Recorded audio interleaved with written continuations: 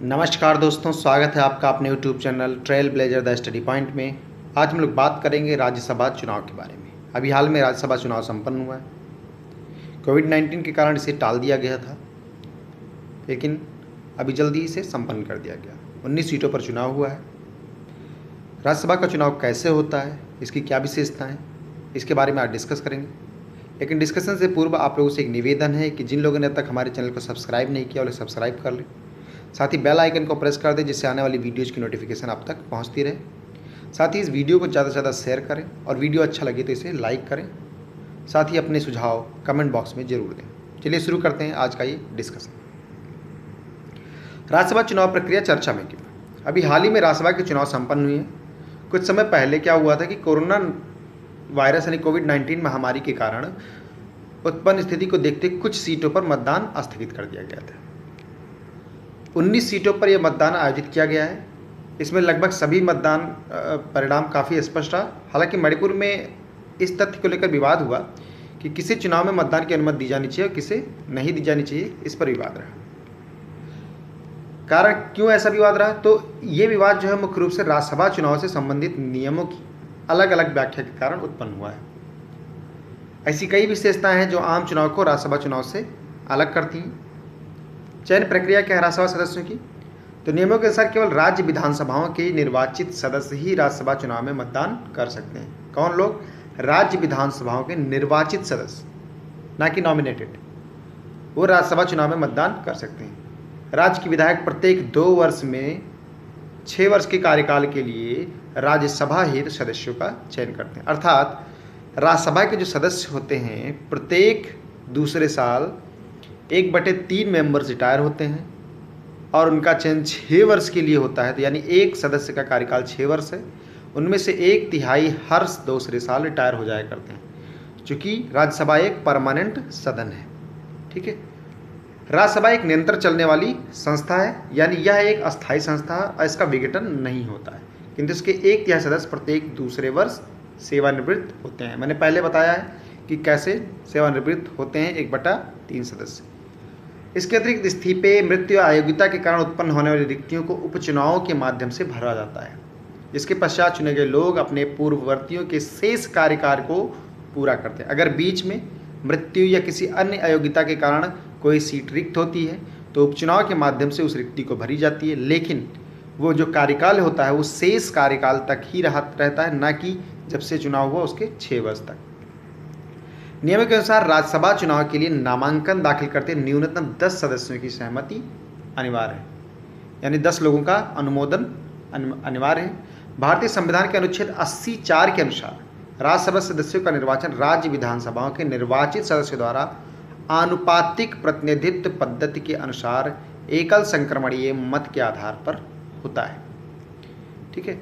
एकल संक्रमणीय मत के आधार पर आनुपातिक प्रतिनिधित्व के माध्यम से किया जाता है। इसमें आनुपातिक मत का मतलब कि राज्य में सीटों का जो बंटवारा होता है वो विधानसभा के निर्वाचित मेंबर्स के अनुपात के आधार पर किया जाता है। ठीक है। अन्य शब्दों में कहें तो एक या एक से अधिक दलों से संबंधित सांसदों का एक दल अपनी पसंद के सदस्य का चुनाव कर सकता है यदि उनके पास अपेक्षित संख्याएं हों तो। आगे बढ़ते हैं। एकल संक्रमण मत प्रणाली में मतदाता एक ही वोट देता है, किंतु वह कई उम्मीदवारों को अपनी प्राथमिकता के आधार पर वोट देता है। अर्थात वह बैलेट पेपर पर यह बताता है कि उसकी पहली वरीयता कौन है और दूसरी वरीयता, तीसरी वरीयता कौन है। अर्थात अगर ए, बी और सी कोई कैंडिडेट है तो व्यक्ति को, जो वोटर है, उसको ये बताना होता है कि मुझे फर्स्ट प्रेफरेंस किसको देना है, सेकंड किसको देना है और थर्ड किसको। वोट एक ही है लेकिन सबको देना है। तो सपोज बी को मैंने पहला वोट दिया कि मेरा पहली चॉइस बी है, दूसरी चॉइस सी है और थर्ड चॉइस मेरी ए है। तो इस तरह से वोट देने होते हैं। ये होता है एकल संक्रमणीय मत प्रणाली। एक उम्मीदवार को जीतने के लिए पहली वरीयता के वोटों की एक निर्दिष्ट संख्या की आवश्यकता होती है। यदि पहले दौर की मतगणना में एक से अधिक उम्मीदवार निर्दिष्ट संख्या प्राप्त करने में विफल रहते हैं तो दूसरे दौर की मतगणना की जाती है। मतलब 50% + 1 वोट अगर पहले दौर में नहीं मिला तो फिर उसके बाद में क्या किया जाता है कि जो पहले दौर की मतगणना से अधिक उम्मीदवार निर्दिष्ट होते हैं तो विफल रहते हैं। दूसरे दौर की मतगणना की जाती है, उसमें जो सबसे लीस्ट मेंबर रहता है उसके सेकंड प्रेफरेंस के वोट शामिल कर दिए, दोनों में डिवाइड कर दिए जाते हैं और उसके बाद में काउंटिंग की जाती है। क्या गुप्त मतदान होता है? राज्यसभा में चुनाव के लिए खुली मतपत्र प्रणाली ओपन बैलेट सिस्टम होती है, किंतु इसके अंतर्गत खुलापन काफ़ी सीमित रूप में होता है। क्रॉस वोटिंग की जांच करने के लिए एक ऐसी व्यवस्था अपनाई गई जिसमें प्रत्येक दल के विधायक को मत पेटिका में अपना मत डालने से पूर्व दल के अधिकृत एजेंट को दिखाना होता है, ताकि क्रॉस वोटिंग ना हो पाए, किसी और पार्टी का मेंबर किसी और पार्टी के मेंबर को वोट ना दे पार्टी लाइन से अलग जाकर के।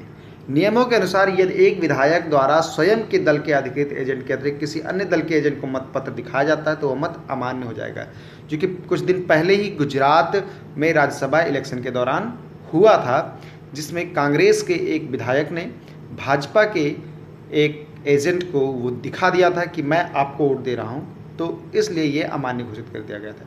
वहीं अधिकृत एजेंट को मतपत्र ना दिखाना भी मत को अमान्य कर देता है। नोटा। भारत निर्वाचन आयोग यानी इलेक्शन कमीशन ऑफ इंडिया द्वारा 24 जनवरी 2014 को 12 नवंबर 2015 को दो परिपत्र जारी किए गए। 24 जनवरी 2014 को और 12 नवंबर 2015 को दो परिपत्र जारी किए गए थे, जिसमें राज्यसभा चुनाव में नोटा यानी नन ऑफ द एबव के विकल्प के प्रयोग की बात की गई थी। हालांकि 21 अगस्त 2018 को सर्वोच्च न्यायालय के मुख्य न्यायाधीश की अध्यक्षता में जस्टिस AM खानविलकर तथा जस्टिस DY चंद्रचूड़ की पीठ ने एक अहम फैसला सुनाया और कहा कि राज्यसभा चुनाव में नोटा का इस्तेमाल नहीं होगा। सर्वोच्च न्यायालय ने अपने फैसले में कहा कि नोटा डिफेक्शन को बढ़ावा देगा और इससे भ्रष्टाचार के लिए दरवाजे खुल जाएंगे। तो इससे क्या होगा कि पार्टी लाइन से अलग जाकर के नोटा को वोट दिया जाएगा। इससे ये हो सकता है कि सामने वाली पार्टी हॉर्स ट्रेडिंग जैसी कोई संभावनाएं पैदा कर दें और पैसा लेकर के भी नोटा जैसा कार्यवाही की जा सकती है। सर्वोच्च न्यायालय के अनुसार नोटा को सिर्फ प्रत्यक्ष चुनाव में ही शामिल किया जाना चाहिए। राज्यसभा अपने नाम के अनुरूप ही राज्यों का एक सदन होता है जो अप्रत्यक्ष रूप से राज्य के लोगों का प्रतिनिधित्व करता है। संविधान के अनुच्छेद 80 में राज्यसभा के सदस्यों की अधिकतम संख्या 250 निर्धारित की गई, जिनमें से 12 जो सदस्य होते हैं ये राष्ट्रपति द्वारा मनोनीत किए जाते हैं और 238 राज्यों और संघ राज्य क्षेत्रों के प्रतिनिधि होते हैं। राष्ट्रपति द्वारा जो मनोनीत किए जाते हैं सदस्य कहाँ से आते हैं? तो साहित्य, विज्ञान, कला और समाज सेवा जैसे विशेष ज्ञान या व्यवहारिक अनुभव रखने वाले व्यक्ति को मनोनीत किया जाता है। क्या है अर्हता, क्वालिफिकेशन क्या है? तो राज्यसभा सदस्य बनने के लिए तो व्यक्ति भारत का नागरिक हो, 30 वर्ष की आयु पूर्ण कर चुका हो, किसी लाभ के पद पर ना हो और विकृत मानसिकता का ना हो, मतलब पागल दिवालिया नहीं होना चाहिए। यदि संसद विधि द्वारा कुछ और अर्हताएं निर्धारित करे तो यह जरूरी है कि उम्मीदवार उसे भी धारण करे। राज्यसभा लोकसभा के निर्णयों की समीक्षा करने और सत्ता पक्ष के निरंकुशतापूर्ण निर्णयों पर अंकुश लगाने की में सहायता करता है। आई होप आप लोगों को इस वीडियो में कुछ सीखने को मिला होगा। वीडियो अच्छा लगे तो इसे लाइक करें, ज़्यादा से ज़्यादा लोगों तक इसे शेयर करें। साथ ही जिन लोगों ने अब तक हमारे चैनल को सब्सक्राइब नहीं किया है वो लोग सब्सक्राइब कर लें। साथ ही बेल आइकन को जरूर प्रेस करें जिससे आने वाली वीडियोज़ की नोटिफिकेशन आप तक पहुँचती रहे। Thank you, thanks for watching.